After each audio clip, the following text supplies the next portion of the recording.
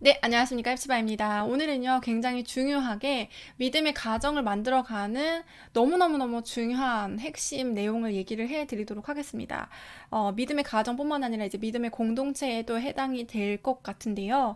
우리가 사랑하는 사람이 죄를 짓는 모습을 볼 때 어떻게 해야 하는가. 특히 이제, 직접적으로 그것들을 이제 당하게 돼서 죄로 인해서 피해를 볼 때, 그 당사자로 인해서 피해를 볼 때 우리가 이것을 어떻게 처리해야 하는가라는 절차에 대해서 성경에 나와 있거든요. 그래서 오늘 이 얘기를 해드리도록 할 텐데 보통은 우리가 이제 쉽게 깊게 이제 성경을 묵상하지 않은 채로 생각을 하면 이렇게 생각을 해요. 아, 그냥 내가 말을 굳이 하지 않고 이 죄를 덮어줘야겠다. 사랑으로 감싸줘야겠다. 그리고 그냥 이제 넘어가줘야겠다. 어차피 뭐 나도 문제가 있었겠지. 나도 죄인이니까. 그리고 내가 이렇게 얘기를 하는 게 굳이 뭐 사람은 변하지 않는데 뭐 이렇게까지 얘기를 한다고 해서 달라지는 게 있을까? 라는 등등등등의 생각을 할 수가 있을 것 같고요. 더 신앙적으로 생각을 하려다가 오류에 빠지는 것이 무엇이냐면 예수님이 십자가에 못 박혀 돌아가셨듯이 나도 이 사람 위해서 십자가에 못 박혀서 희생한다. 라고까지 생각을 하실 수가 있으세요. 그런데 우리가 정말 하나님이 우리한테 지어주신 십자가와 우리가 어떻게 보면 해결해야 하는 문제와는 구분을 할 필요가 있는 것 같아요. 그래서 오늘은요, 제가 이제 용어를 굳이 이렇게 따지자면 성경적인 책망, 사랑을 해서 참된 것을 말하는 것, 이런 식으로 얘기를 해 드릴 수가 있을 것 같습니다. 성경을 그럼 찾아보도록 하겠습니다. 누가복음 17장 3절을 보면요. 너희는 스스로 조심하라.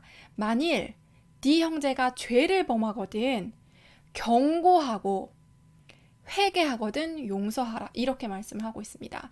자, 그래서 첫 번째, 만일 네 형제가 죄를 범하거든 어떻게 하라고요? 경고하라 라고 얘기하고 있는 거죠. 그래서 이 경고하라는 단어를 제가 원문을 찾아보니까 에피티마오라는 단어인데요. 비난하다, 책망하다, 훈계하다, 금하다, 따지다 라는 뜻이 있는 단어예요. 그래서 우리가 형제가 죄를 범하는 것을 봤을 때, 자, 일단은 전제가 있기는 하죠. 형제여야 돼요. 내 형제. 그러니까 믿음의 공동체 안에서, 믿음의 가정 안에서 그 사람이 죄를 범하거든 경고를 해야 한다고 나와 있는 것이죠. 그리고 두 번째요. 만일이라는 단어가 빠져 있지만, 만일 회개하거든 용서하라 라고 한 것이죠.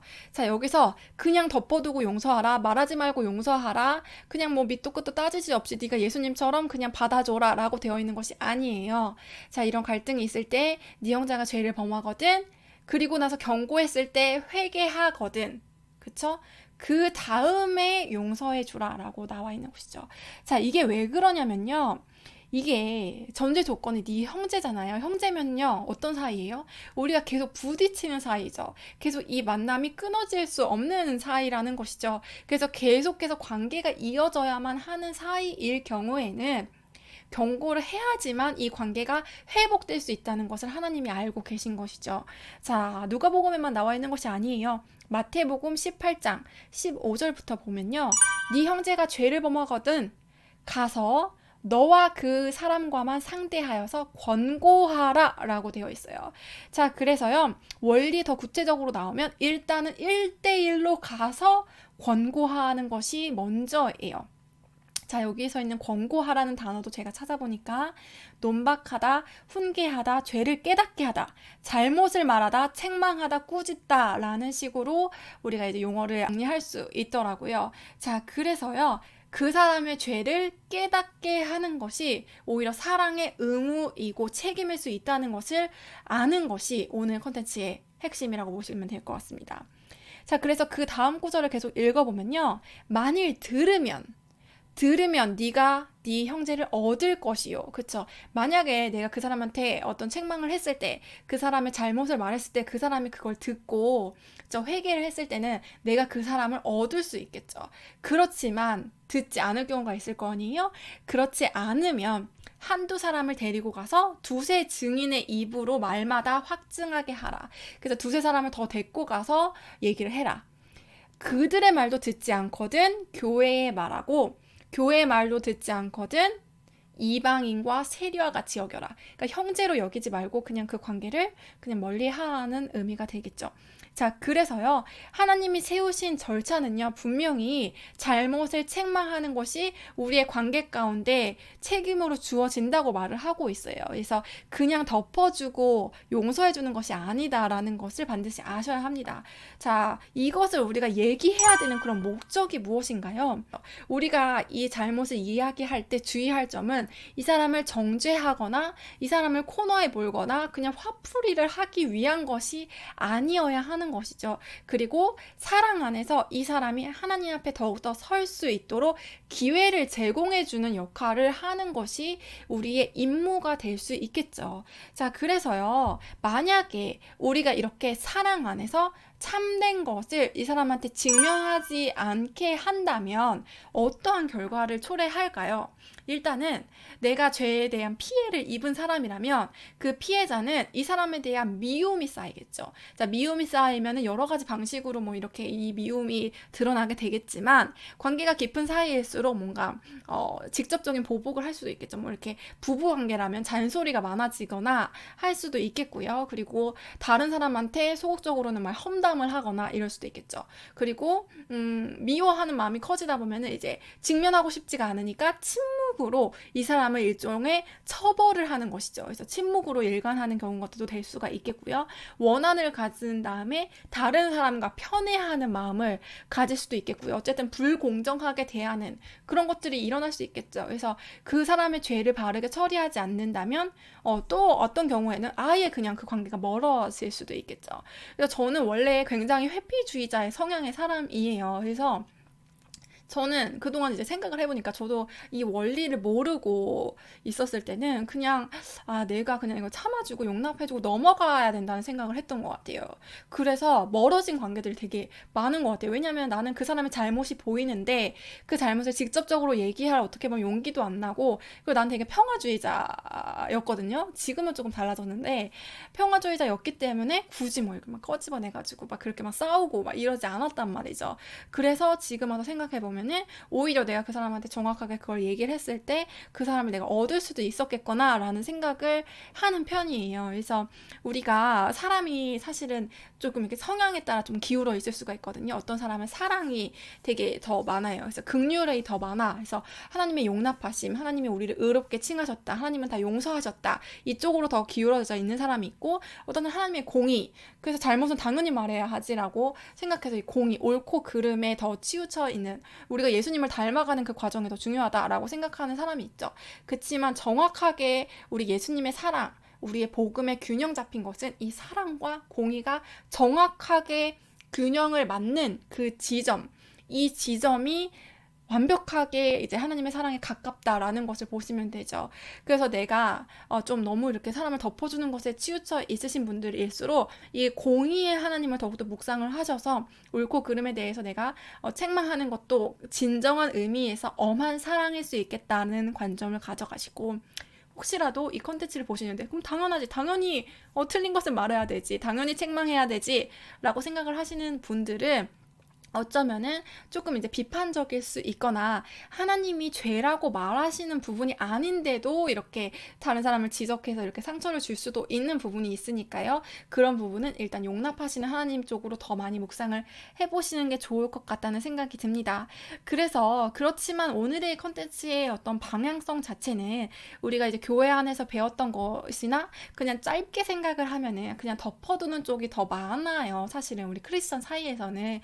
그래서 사랑 안에서 참된 것, 진짜 진리를 말하는 것이 무엇인가 라는, 우리가 이제 정의의 관점에서, 공의의 관점에서 조금 더 좀 이렇게 묵상을 해 보셨으면 좋겠고, 이런 얘기도 있죠. 인간관계에서 갈등이 있을 때 무조건 쌍방 잘못이다 이런 얘기가 너무 심심치 않게 사람들 입에서 나오는 것을 제가 봤을 때 정말 뜨악을 할 때가 있는 것 같아요. 그렇지 않죠. 인간관계에서 일방 잘못도 분명히 있습니다. 우리가 교통사고에서 뭐 대부분의 쌍방 잘못일 수 있겠지만 일방적으로 그냥 갖다 들이박는 경우가 있는 것처럼 인간관계에도 분명히 이런 경우가 있거든요. 이랬을 때는요, 우리가 하나님이 공의의 하나님이니까 교회 차원에서도 이 공의를 바르게 이렇게 질서를 잡아줄 필요가 있어요. 그렇기 때문에 누가 잘못을 했으면 그거에 대해서 철저하게 회개하게끔 그렇게 만들어줄 필요가 있는 것이죠. 그래야지만 우리가 모두 하나님을 믿음을 가지고 우리 하나님이 공의로우신 심판자임을 믿고 우리가 나아갈 수 있는 힘을 얻게 되겠죠. 그래서 가해자의 용서보다는 피해자에게 공의가 바로 서는 것에 있어서 더 관점을 맞추는 것도 우리 교회 내에서 많이 필요할 것 같다는 생각이 듭니다. 그리고 내 자신이 피해자였을 경우에는 그 상대방을 직접적으로 얘기를 해서 이 상대방이 더욱더 하나님 안에서 예수님의 품성을 가질 수 있도록 내가 어떻게 보면 하나님의 도구가 되는, 하나님의 그 징계의 도구가 되는 그런 때도 필요한 것 같아요. 특히 믿음의 가정, 특히 부부 사이에서는 이것들이 절대적으로 필요합니다. 그래서 철이 날카롭게 하는 것처럼 부부 사이에 서로를 날카롭게 하지 않는다면 이 부부가 나가서 다른 데서 이렇게 어떻게 보면 잘못을 굉장히 많은 사람한테 범했을 때 과연 그 배우자에게 책임이 없냐라고 했을 때 책임이 있다고 저는 생각을 해요. 그래서 우리가 배우자에 대해서는 그 관계 가운데 정말 꾸준히 이 관계에서 죄를 발견했을 때 하나님 안에서 우리가 성령 안에서 꾸준히 서로 책망해 가면서 하나님 안에 바로 설 수 있게 도와주는 것이 또 역할인 것 같습니다. 우리가 그냥 쉽게 얘기해 그래서 우리가 이제 죄인이기 때문에 어떤 견제 장치가 이제 필요한 부분이 분명히 있다는 것이죠. 그래서 뭐 쉽게 뭐 이렇게 좀 유한 조언이다, 유한 사랑의 조언이다라고 하면은 지금 당신이 성령 충만하지 않은 것 같으니까 지금 좀 성령 충만하게 하나님 앞에 기도할 필요가 있는 것 같다. 기도하고 그 일을 진행할 필요가 있는 것 같다. 이런 식의 얘기를 하는 것이고 조금 더 깊게 들어가서는 본질적으로 자기의 예를 들면 이제 집안 가운데 이런 죄의 흐름이 흐르는 것 같으니까 이거에 대해서 회개할 필요가 있는 것이고 그래서 이런 흐름을 바꿔서 다른 식으로 살아갈 필요가 있다. 성경적으로 살아갈 필요가 있다. 이런 식으로 서로 깊게 영적인 차원에서 그 죄의 본질을 다루는 작업이 분명히 필요합니다. 그래서 이것들이 잘 되는 것이 저는 믿음의 가정이라고 생각을 해요. 믿음의 가정을 만드는 데 있어서 많은 분들이 예배를 하면 되나요? 뭐 이런 식으로 얘기를 하시는데 예배는요, 결과예요. 그러니까 이런 과정이 있을 때 서로 이제 영적인 이야기가 충분하게 논의가 될 때 그 결과로 예배를 같이 드릴 수 있는 게 조성이 되는 것이지 막 이런 것들이 별로 없어요. 평소에 하나님 얘기가 나오지도 않고 서로의 죄에 대해서 이렇게 증명하는 과정도 없이 예배를 드리면 예배 드리는 과정 가운데 괜히 내가 죄를 막 이렇게 막 들춰서 이렇게 막 괜히 막 비판받는 것 같고 서로 그 자리에서만 얘기를 한다면 이 예배 자체를 서로 피하게 되겠죠. 괜히 막 뭐 이렇게 막 부끄럽고 그러니까 그 가정 예배는 어떻게 보면은 이 믿음의 가정을 만들어 가는데 그 나머지 것들이 충분히 이루어지기 때문에 예배를 드릴 수 있는 그러한 상황이 되는 것이죠. 그래서 정확히 얘기하면 믿음의 가정은 삶이 예배가 돼야지만 가능하다라는 것인데 그 삶이 예배라는 것이 무엇이냐? 우리가 예배 드릴 때 우리의 죄를 직면하고 하나님 앞에 회개하고 계속 하나님을 만나는 과정인 것처럼 부부 사이에서도 계속 죄를 직면하고 또 죄를 회개하고 돌이켜서 다시 그 친밀한 가운데 나아가는 이런 것들이 반복되는 것이 믿음의 가정이다라고 보시면 될 것 같습니다. 오늘 이야기가 조금 어려울 수 있지만 이 십자가만 생각하면 어렵지 않고요. 이 공의와 사랑이 균형 잡힌 그 복음, 그 사랑의 관계로 나아가야겠다라는 것을 항상 염두에 두시면 좋을 것 같습니다. 네, 그래서 오늘 콘텐츠도 들어줘서 너무 감사드리고 여러분이 사랑하는 사람일수록 그 사람의 죄를 봤을 때 성령 안에서 지혜를 구하시고 그 사람의 죄를 하나님이 이제 원하신다면 꼭 책망을 해서 그 사람이 죄 때문에 더욱더 큰 고난을 당하지 않도록 도와주는 그런 역할을 여러분들이 해주셨으면 좋겠습니다. 네, 오늘도 들어주셔서 너무 감사드리고 다음 콘텐츠에서 찾아뵙도록 하겠습니다. 샬롬!